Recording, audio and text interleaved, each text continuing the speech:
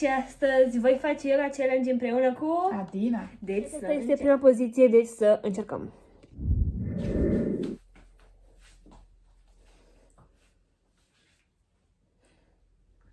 Aceasta este următoarea și sperăm că ne va ieși.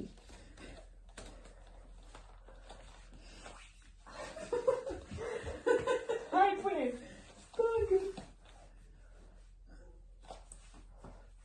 Așa. Ridică-mă. Nu pot dacă te iese pe asta, nu putem. Din păcate pe ce până. Este următoarea.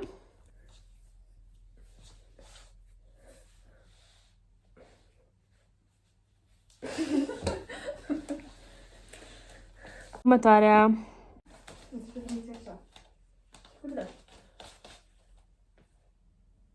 Aceasta este următoarea.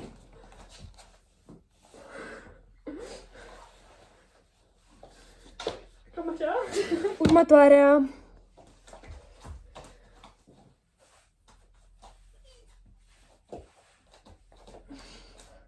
Cam așa.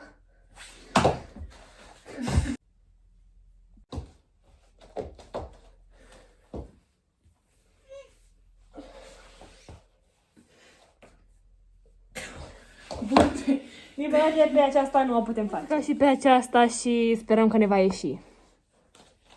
Dă-mă, ține-mă de aici. Lasă-te. Da, din păcate, pe aceasta nu o putem. Următoarea este aceasta.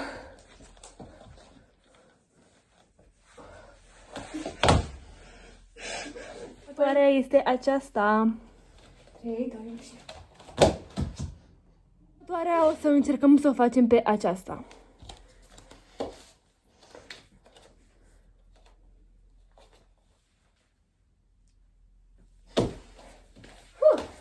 Și ultima poziție aceasta. Deci să încercăm. Așa. Spatele meu. Sorry. Odată.